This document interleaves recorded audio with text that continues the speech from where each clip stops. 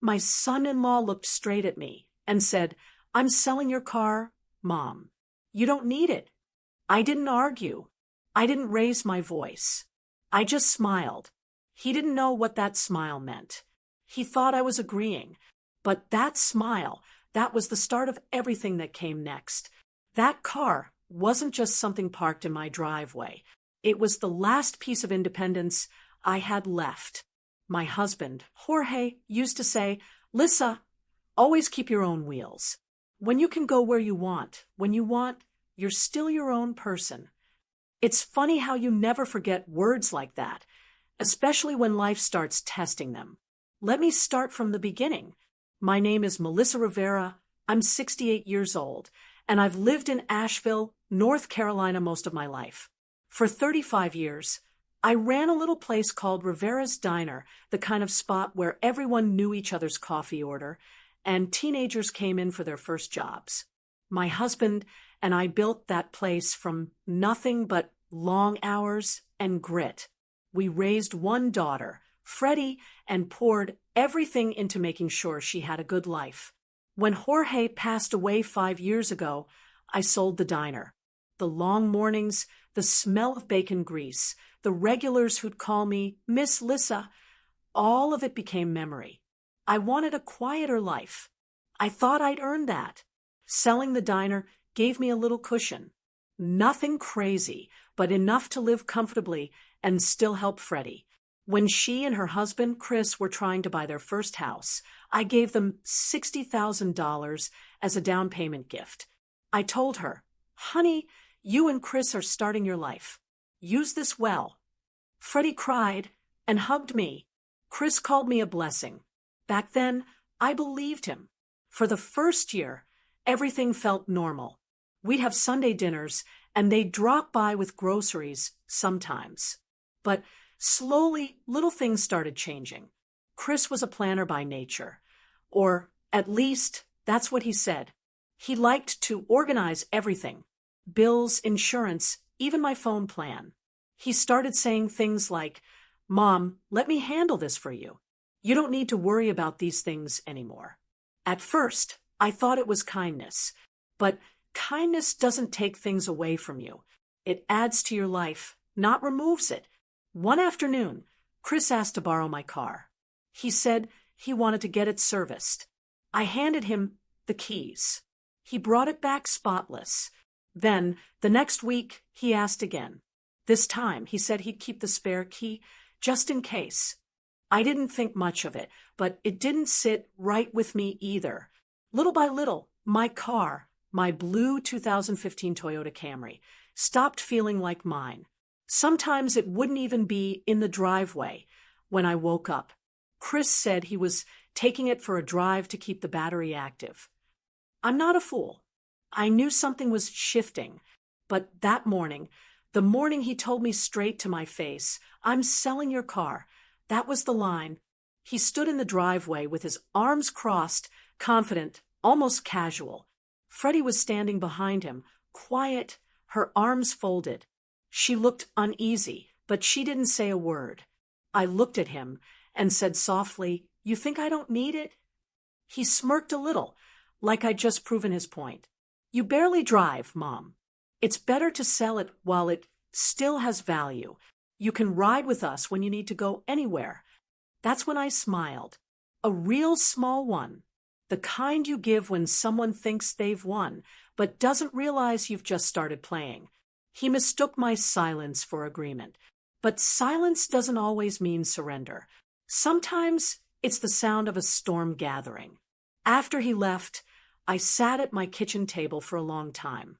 The morning light came through the blinds, striping across the stack of unpaid mail, and an old photo of Jorge leaning against the diner counter. I picked up the photo, traced my thumb over his smile, and said out loud, "You were right, Jorge. They're trying to take my keys." And it wasn't just about the car. It was about my life, my say in my own story. I made a fresh cup of coffee and sat there thinking the truth was I had let them take small pieces of me, one polite thank you at a time. Chris paying my electric bill. Freddie managing my doctor's appointments, them saying, "You don't need to worry about this, Mom." I'd started believing them. I'd started acting like I didn't need anything, like existing quietly was enough. But that day, standing in that empty driveway, I realized something deep. When you stop needing things, people start treating you like you don't matter.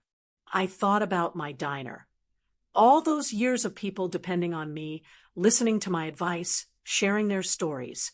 I used to be someone people turned to. Now I was being managed like a piece of furniture. And it wasn't malice. That's the sad part. It was convenience. Freddie wasn't cruel. She was just comfortable letting Chris take charge, even when it came to me. Maybe she thought she was protecting me, but protection without respect feels a lot like control.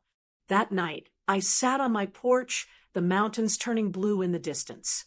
My hands wrapped around a chipped mug, the same one I used to use at the diner. I thought about Jorge's last words before he passed. He was in the hospital, holding my hand so tight I could feel every bone in his fingers. He whispered, "Promise me, Lisa, you'll keep your independence. That's worth more than any check." And I promised him. I promised him then. Now, sitting there 5 years later, I realized I was breaking that promise. Chris thought he could sell my car, and I'd nod like a child being told what's good for her. He thought I'd accept being handled, managed, put away like an old coat. He had no idea what I'd do next. I looked at the empty spot where my car sat every morning and whispered, "Not yet. You don't get to decide when I stop driving, Chris." Because that car was more than a ride. It was the last piece of my life that was mine, and I wasn't going to let anyone sell that away. I thought family would protect that freedom. Turns out they wanted to sell it. After Jorge passed, I thought the hardest part of my life was behind me. I sold the diner, paid off the mortgage, and tried to build a calm routine. I cooked small meals, walked every morning, and went to church on Sundays. My world got quieter, smaller, but it was mine. When Freddie got married to Chris, I wanted to give them a good start. They were young, trying to buy their first home, and I still had some savings from selling the diner. I told Freddie, "You and Chris deserve a solid beginning. Here's $60,000. Just promise me you'll use it wisely." She hugged me tight and said through tears, "Mom, you don't have to," but I interrupted. "I know I don't have to. I want to." Chris shook my hand that day, smiling wide. "You're amazing, Mom. We'll make you proud." I believed him. For a while, things seemed fine. They moved into a lovely 3-bedroom house just outside of Asheville, near the park where I walk my dog every morning. We had dinner together every other Sunday. I'd bring dessert, usually my peach cobbler. Freddie would tease me that no one could make crust like mine. Chris would sit there talking about home projects, refinancing, new credit cards, things that never used to interest me, but seemed to keep him going. Then little changes began, so small I almost missed them. One evening, Freddie mentioned that Chris had gone through my utility bills. "He's good with finances, Mom," she said. "He could help you organize your accounts." I didn't see the harm at first. Paperwork had never been my favorite thing, and I trusted them. A few days later, Chris stopped by with a neat folder and a cheerful grin.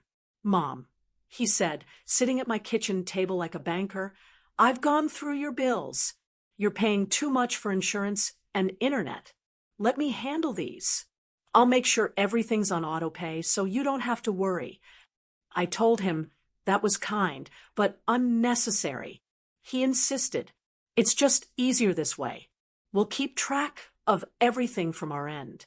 I'll make sure nothing slips through the cracks." I remember thinking it sounded thoughtful, but also like I was being taken out of the loop. A week later, Freddie dropped by with groceries. "Chris set up joint access to one of your accounts," she said casually. "That way, we can help if there's ever an emergency." I asked, "Joint access? To my savings?" She looked uncomfortable. adjusting the strap of her purse. It's just for convenience, Mom. He's really just trying to make things smoother for you. I let it slide. I didn't want to seem ungrateful, but it didn't stop there. Next came my car. One Friday afternoon, Chris came over holding my keys. I'll take the Camry to get the oil changed. He said, you shouldn't worry about car maintenance at your age. I told him I could take it myself. I'd been doing it for years. He laughed softly. Mom, relax. You've earned the right to let people help. He said it with a charm that would have fooled anyone who didn't know better. He brought the car back that evening, clean and smelling like lemon. I thanked him. He smiled and said, I'll hang on to the spare key, just in case. It seemed harmless, but small things started to bother me. The way he'd say, Mom, like he owned the title, the way Freddie's voice went quiet whenever I questioned something. Freddie had always been my soft-hearted girl, the type who avoided conflict even when she should have spoken up. She'd say, Mom, don't make a big deal out of it. Chris just worries about you. Worrying, I thought, shouldn't feel like being fenced in. Once, when we were all at their house for dinner, Chris mentioned, you shouldn't be driving, Mom. It's not safe at your age. Freddie gave him a look, just a flash of disagreement, but he ignored it. You're 68, he continued. You don't need to be out on the roads. It's too much risk. I tried to laugh it off. Well, I've been driving since 1973 and no accidents yet. He chuckled in that polite way that really means you don't get it. That night, when I got home, I placed my car keys on the counter and stared at them. They suddenly looked like something fragile, like they could be taken away at any moment. Funny, I said to myself. How concern can sound like control when it's said too many times. From then on, I noticed Freddie shrinking in conversations. She'd start to speak and stop halfway.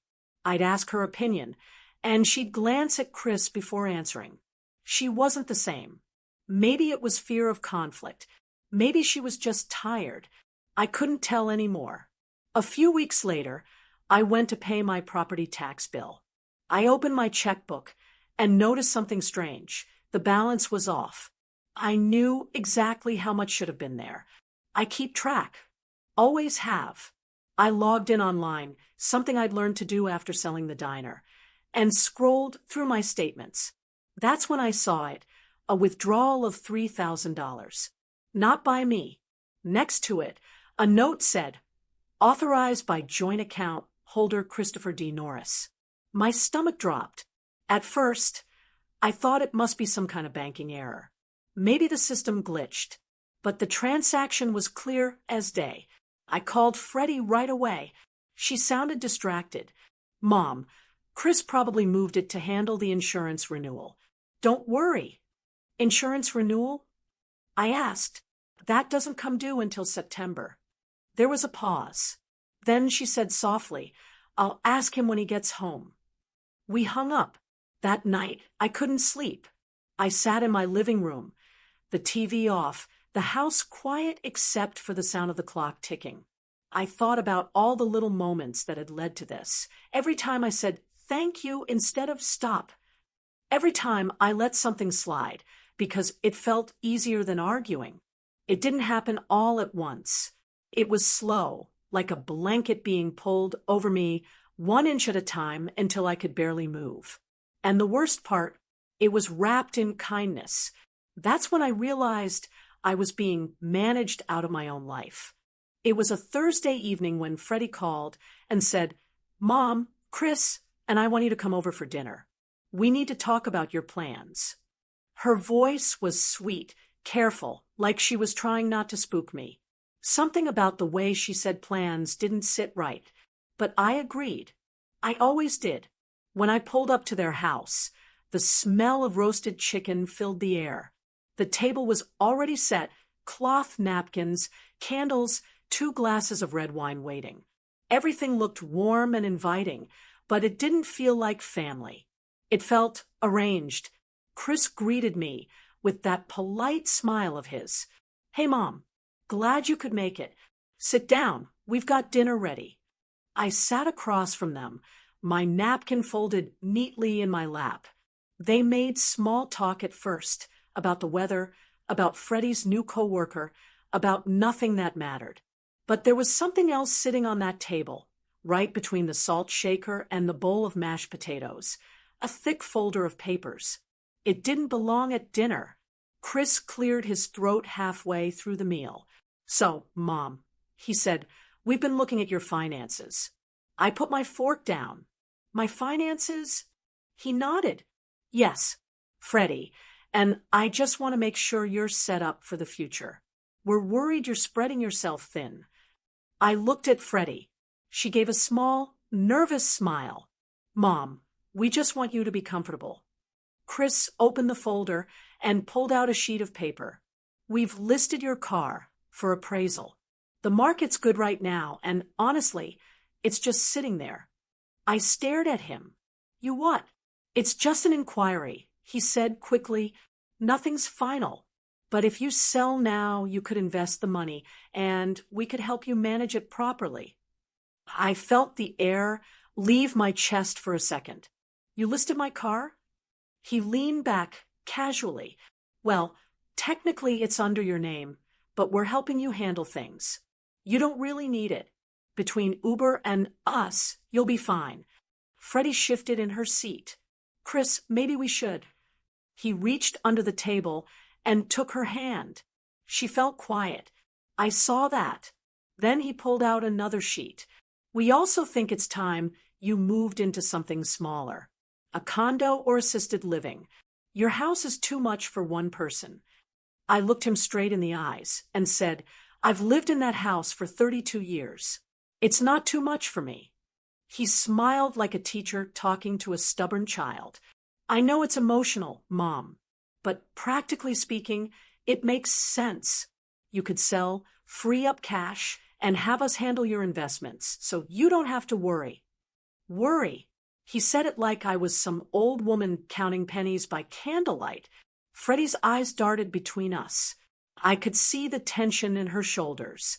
She looked trapped, torn between her husband's confidence and my silence. I didn't say anything right away. I just looked at the papers in front of me, charts, estimates, account balances. It was clear he'd gone through everything. My savings, my expenses, even the property tax breakdown. I'd never given him permission. He continued, Look, this isn't about control. We just want to protect you. You've done enough, Mom. You shouldn't have to handle all this at your age. At your age. It stung. Not because of the words, but because Freddie didn't correct him. She just looked down at her plate. I wanted to ask her, do you think I'm helpless too? But I didn't. I could feel Jorge's voice echoing in my head, something he told me years ago when we ran the diner together and a supplier tried to shortchange us. People will treat you how you let them. At that table, I realized I'd been letting Chris treat me like a client who'd signed away control. I hadn't drawn a single line, so I did what I've always done when the world tries to take more than it should. I went quiet. Chris took my silence as agreement. He started flipping through the pages, talking numbers, plans, timelines, as if my life were some kind of business deal. Freddie tried to smile through it, cutting little pieces of chicken she never ate. She was pale, lost somewhere between loyalty and guilt. I watched her. I wanted to tell her that she didn't have to stand by him just because she married him. I wanted to remind her that independence runs in our family, that her father and I worked our hands raw so she'd never have to ask permission to live. But I stayed quiet. After dessert, Chris said, I'll take those papers home with you, Mom, so you can review them. Just sign the consent forms whenever you're ready. I looked at him calmly and said, Thank you, Chris. I'll think about it. His smile widened, like he'd just closed a deal. That's great. I knew you'd understand. He stood up to pour himself another glass of wine. Freddie stayed seated, her eyes glassy.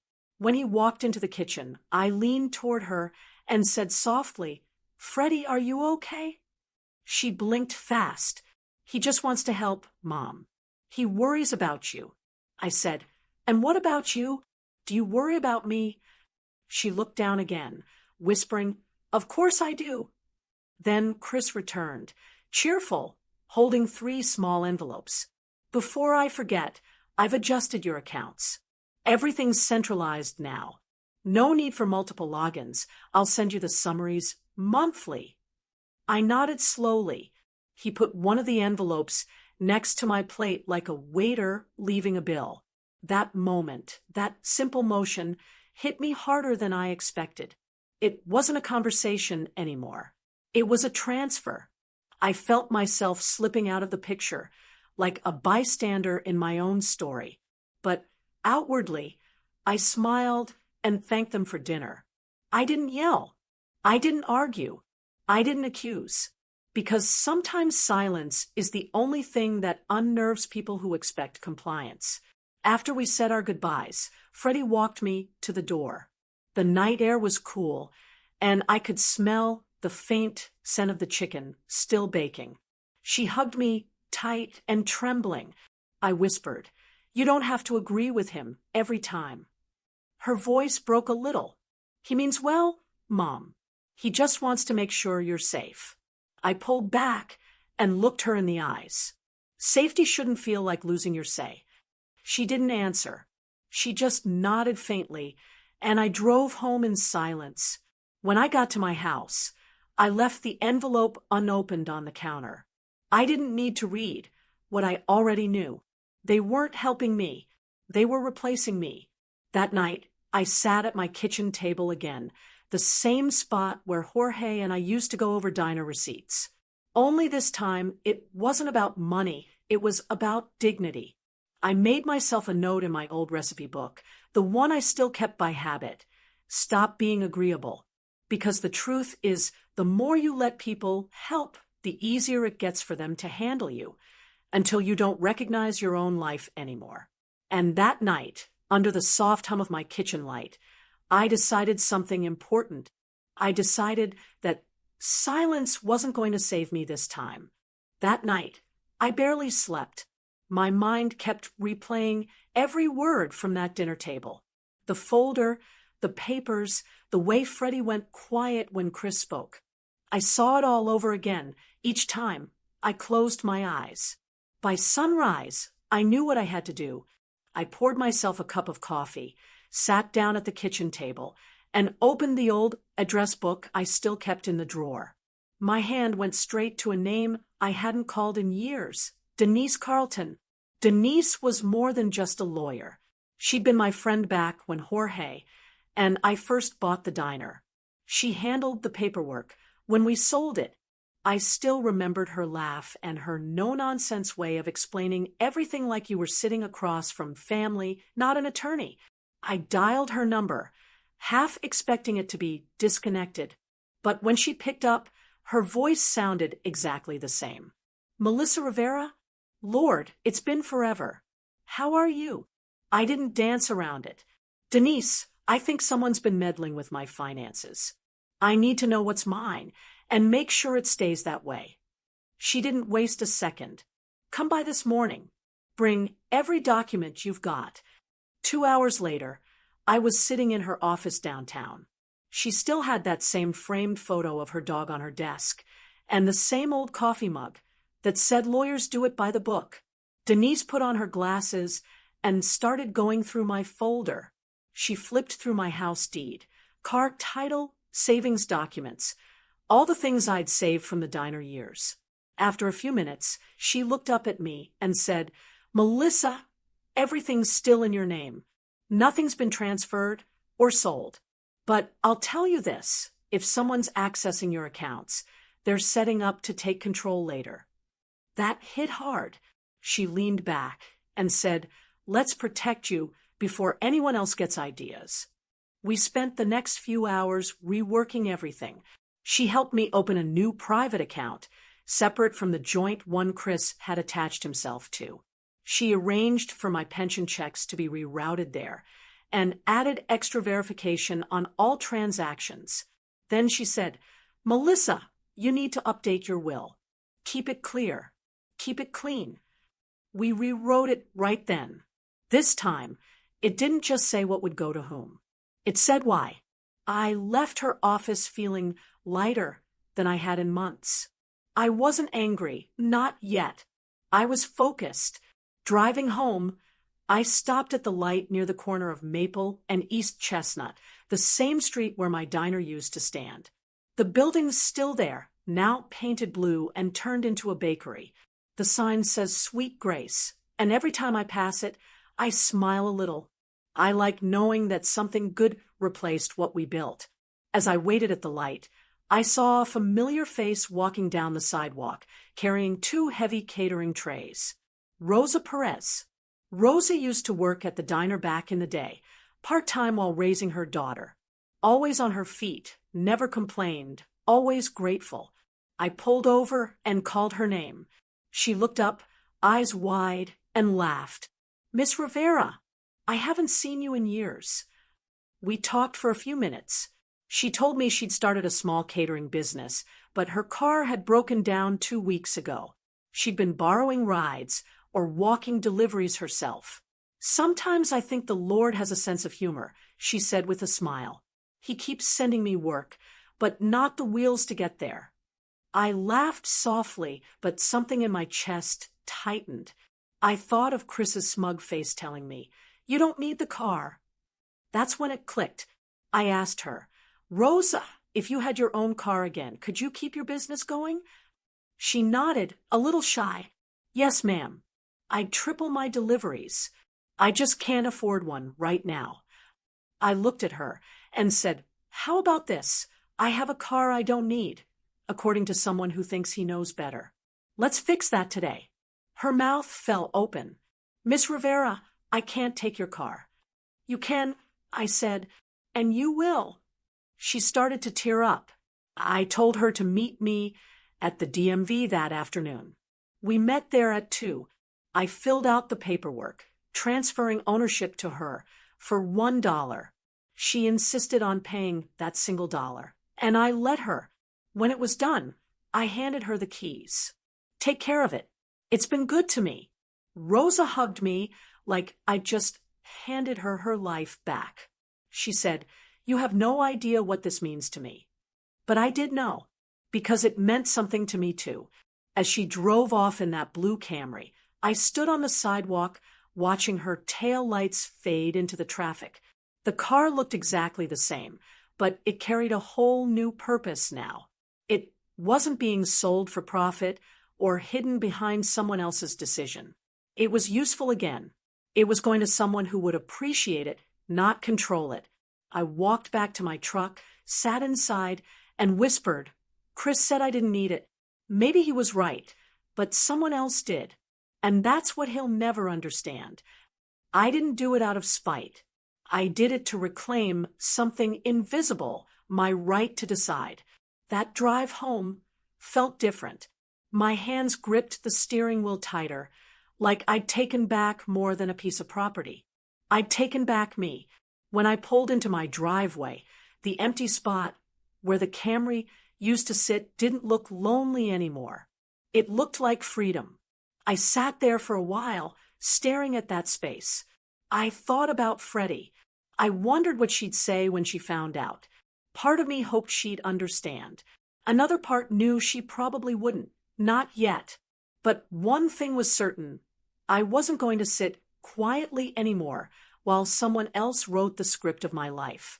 By the time Chris came looking for that car, it was long gone, just like my silence. It was 2 days after I gave Rosa the car, when I heard the sound of tires crunching up my driveway. I looked out the window and saw Chris's black SUV pulling in fast, too fast. The door slammed before the engine even stopped. He marched toward my porch, jaw tight, face red. I knew before he even opened his mouth what this was about. "Where's the car?" he barked. I opened the front door slowly, keeping my voice calm. "You said I didn't need it." I told him. "So I gave it to someone who does." His face twisted. "You what?" "I gave it away." I said again. It's gone. He stared at me, trying to decide if I was joking. Are you serious right now, Melissa? You gave away a $10,000 car. I folded my arms. It wasn't about the money, Chris. It was about ownership. You decided for me. I just made sure you couldn't anymore. At that moment, Freddie's car pulled up behind him. She got out, clearly nervous. What's going on? She asked, looking between us. Chris spun toward her. Your mother gave away her car. She's losing it, Freddie. She's throwing away everything we've been trying to help her manage. Freddie froze, caught between us. Her eyes darted from his face to mine. Mom, please tell me that's not true. I met her gaze steadily. It's true. I gave it to Rosa Perez, the woman who used to work for us at the diner. She needed it to keep her business running. Chris laughed sharply. So you're just handing out cars now? That's insane. I stepped closer to him, my voice steady but firm. No, Chris. What's insane is thinking you can take something that's mine and call it help. He shook his head, his tone growing louder. You're being ungrateful, Melissa. We've been taking care of your bills, your insurance, My life, I interrupted. You've been taking control of my life. Freddie took a step forward, holding her hands up. Please, both of you. Let's just calm down. Chris turned to her.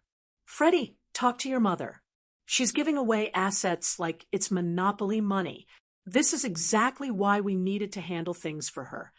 That was it. I'd had enough of being spoken about, like I wasn't standing right there. I turned and walked inside the house without a word. I could feel both of them watching me from the porch. I went to my desk drawer, opened it, and pulled out a manila folder I'd been keeping there. It held every document Denise and I had gone over.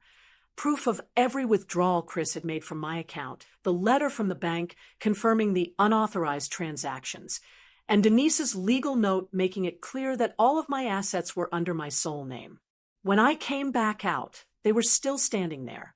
I set the folder down on the patio table. Chris frowned. What's that? Proof, I said simply. He reached for it, but I stopped him with one look. Don't touch it. Just listen. I pulled out the first paper. 3,000 withdrawn on June 18th. Another 2,000 on July 10th. Both from the joint account you added yourself to without my permission. Freddie's hand went to her mouth. Chris, what is she talking about? He started shaking his head. That's not true. I moved those funds temporarily to pay bills. I held up the letter from the bank. The bank confirms they were transferred to your personal checking account. Freddie's face went pale. You told me Mom approved those. Chris's voice cracked a little. I did it for her. She doesn't understand how to manage these things. I was protecting her money. I took out the last document, a copy of the letter Denise had sent, stamped and signed. You weren't protecting me, Chris. You were testing how much you could take before I noticed. Freddie looked like she wanted to disappear. Tears welled in her eyes. She whispered, Chris, please tell me this isn't true. He turned to her, defensive. You're believing her over me now, after everything I've done for us. That was the moment I saw it, the shift in her expression. The doubt, the heartbreak, the realization that she'd been standing next to someone who'd been using both of us. I looked at her and said softly, Freddie, I gave you $60,000 to start your life, to help you build a home and a future. But this man has been using you to take from me. Chris started to interrupt, but I raised my voice just enough to silence him. You have a choice to make, Freddie. Right now, you can get in that car and leave with him, and I'll know where we stand. Or you can stay here, and we can start fixing what he broke. The air went still. Freddie stood frozen, her hands trembling. She looked at him, then at me. Her lips parted like she wanted to say something, but no sound came out. Chris's face twisted with anger. You can't make her choose. You're manipulating her. I shook my head. No, Chris. I'm giving her back her voice. Something you took a long time ago. He glared at me, then at Freddie. You know what? This is ridiculous. You both deserve each other. He stormed down the driveway, yanking open his car door. The engine roared as he backed out and sped off, tires squealing. Freddie stood in the doorway, tears streaking her cheeks. She whispered, "Mom, I didn't know." I looked at her for a long time before answering. Maybe not, but you looked away when you should have asked questions. She started crying harder. I thought he was helping. I thought I was doing the right thing. I stepped past her, my voice soft but certain. I've already regretted staying quiet. Sweetheart, I won't do it again.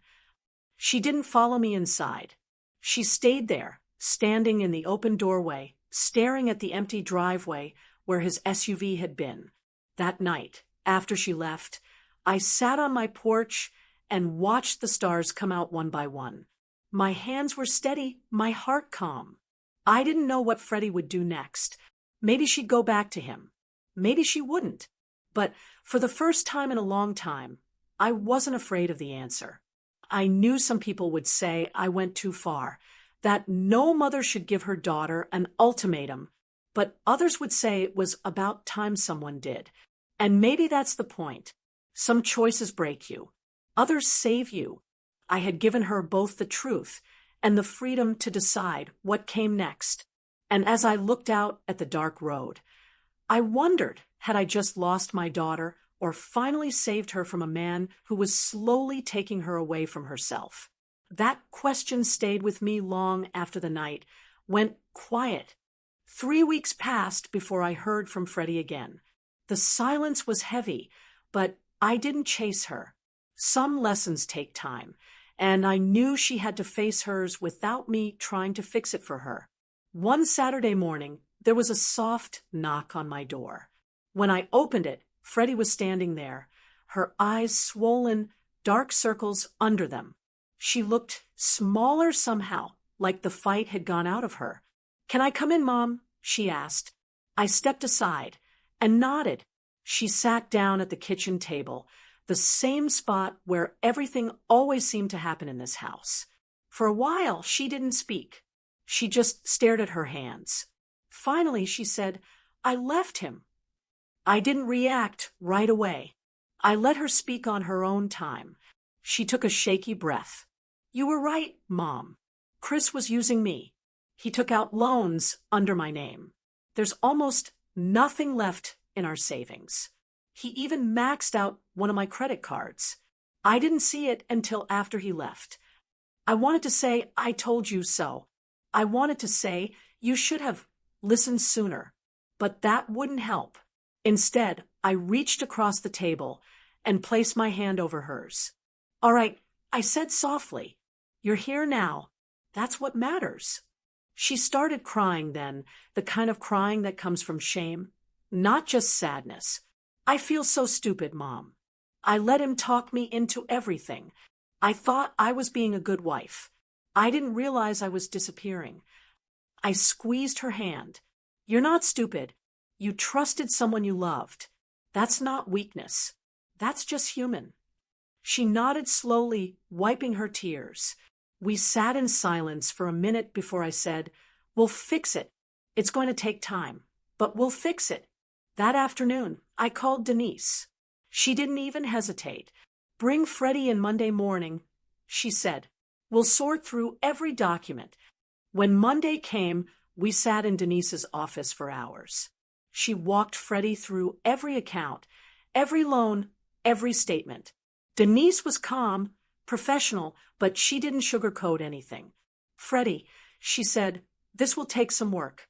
We'll dispute the fraud, close all joint accounts, and rebuild your credit.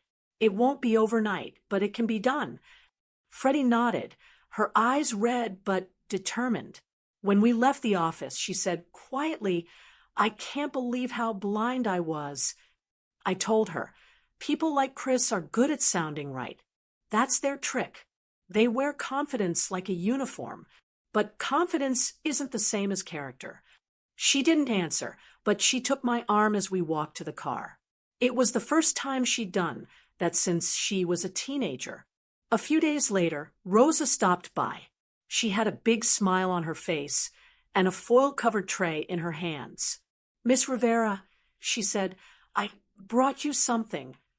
It was a pan of baked empanadas, golden, warm, smelling like comfort. She told me her catering business was taking off. She'd gotten 3 new contracts and had started saving up to rent a small kitchen space. "All because of that car," she said. "I couldn't have done this without you." I laughed. "No, Rosa, you did it because you work hard and don't quit." The car just made the road shorter. Freddie came into the kitchen while we were talking. Rosa turned to her and said, "Your mom changed my life. I'm hoping to do the same for someone else one day." Freddie smiled politely, still quiet. After Rosa left, she said softly, "She really needed that car, didn't she?" "She did," I said, "and now she's helping other people because of it." Freddie nodded and looked down. "I think I understand now why you did it." Later that week, Freddie started helping Rosa part-time. Rosa needed someone to keep track of her invoices and taxes, and Freddie was good with numbers. It gave her purpose again. Every evening she'd stop by after work and tell me about their day, how they'd delivered to a church luncheon, or how Rosa's daughter was saving for college.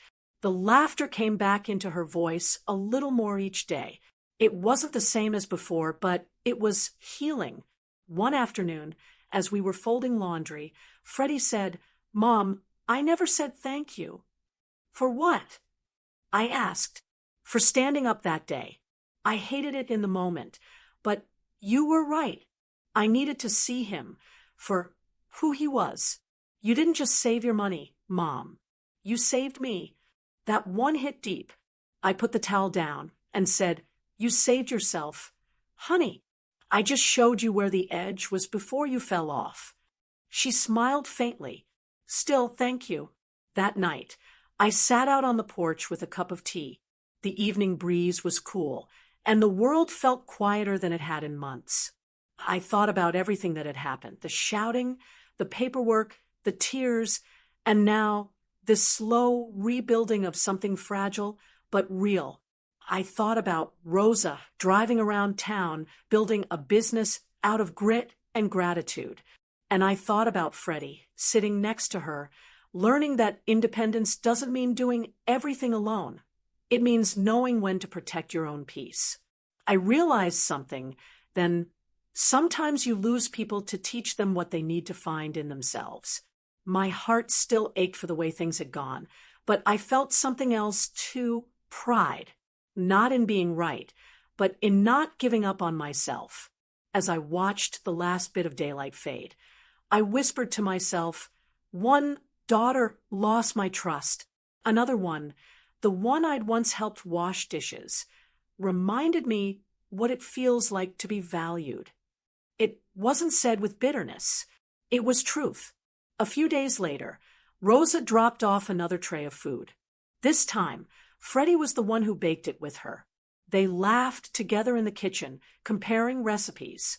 The sound filled the house in a way I hadn't heard in years, light, genuine, peaceful. I didn't need to join in.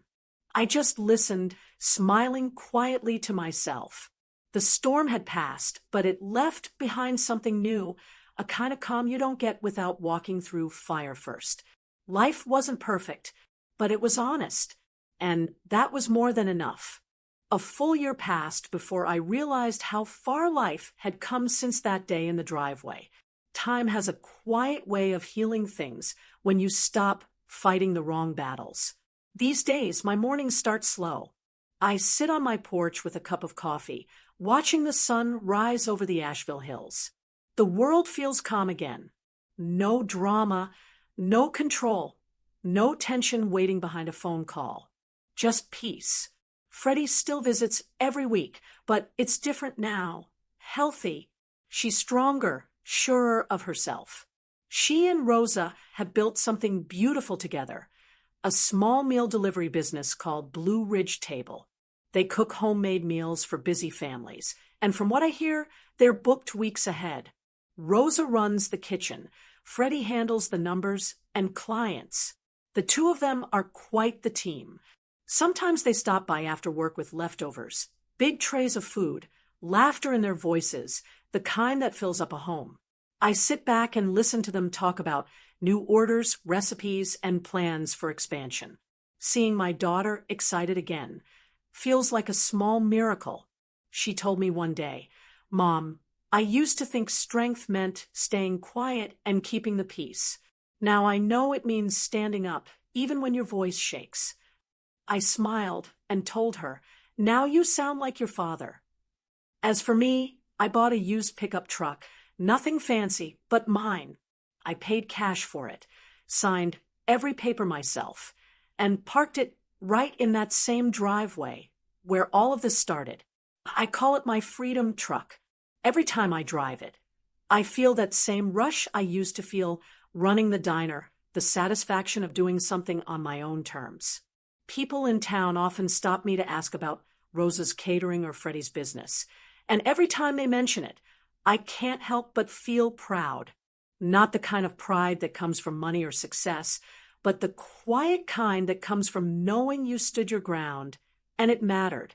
Sometimes I think back to Chris.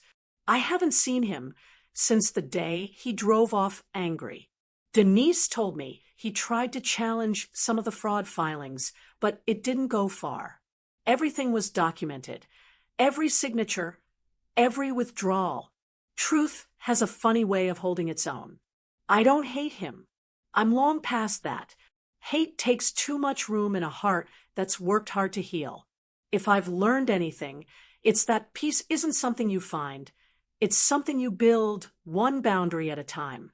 People always talk about revenge, like it's about getting even. But the best revenge isn't loud or cruel. It's peace, the kind that doesn't need to prove anything to anyone. I remember telling Denise one afternoon, Chris wanted to sell my car, but in the end, he sold something far more valuable, his integrity. She laughed and said, "And you bought yourself peace in return." That's exactly what it feels like. Now, on Sundays, Freddie and Rosa deliver meals to the church seniors group, a program they started themselves. Rosa drives that blue Camry I once owned, still running strong, still spotless. When I see it parked in front of the church, I feel a quiet pride. That car has carried more purpose in its second life than it ever did sitting in my driveway. Sometimes Freddie and I talk about everything that happened, not to reopen wounds, but to remind ourselves how far we've come. One evening, she said, "Mom, that day in the driveway, I hated you for making me choose. But now I thank you for it every single day. It was the only thing strong enough to wake me up." I told her, "You were worth waking up for." She hugged me and whispered, "So, were you?" We stood there for a moment, quiet. It wasn't forgiveness in words. It was forgiveness in understanding. I think women my age learn this lesson the hardest way, that you can love your family deeply, but still need to protect your peace fiercely. You can help them, guide them, and give to them, but you can't let them erase you in the process. I lost things that year, trust, comfort, my old car. But I gained something bigger, my voice, my boundaries, my freedom. So here I am, sitting on this porch with my cup of coffee, looking at that same empty spot where the Camry used to be. Only now it's not empty. It's a reminder. When someone tells you that you don't need something, maybe they're not talking about the thing at all. Maybe what they really want to take is your power. If I'd listened to Chris, I would have lost more than a car. I would have lost myself. But instead, I took that moment and turned it into a new beginning. Life doesn't hand you strength. It gives you choices. And when you start choosing yourself, people call it rebellion until it works. Then they call it wisdom. So if you've ever been told you don't need something, your car, your job, your home, you say, I want you to remember this. Your independence is not up for debate. And to every woman listening right now, whether you're in your 60s or your 90s, it's never too late to reclaim your keys, whatever they stand for. Because sometimes freedom isn't about getting back what was taken. It's about finally realizing you were capable all along. Before I go, I want to thank you for spending this time with me. My story isn't just about standing up to someone else. It's about standing up for yourself. If you found a little strength or peace in it, do me a favor, like this video, share it with someone who might need a reminder that dignity never goes out of style, and subscribe so you don't miss the next story. And tell me down in the comments, if you were me that day in the driveway, would you have given your daughter that choice? Or would you have stayed quiet and hoped she'd see the truth herself? I'll be reading your stories, because every woman has her own version of a car someone tried to take, and every woman deserves to keep her keys. Don't forget to download this wonderful book called 38 Uplifting and Funny Short Stories for Seniors. Easy-to-read tales that bring laughter, memories, and mental stimulation.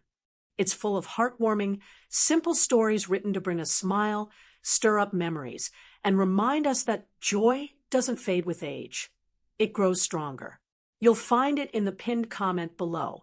Now, if you like this story, go ahead and click on the next video appearing on your screen, because in it is a story of betrayal and revolt like you've never seen before, right here on Her Kindle Stories.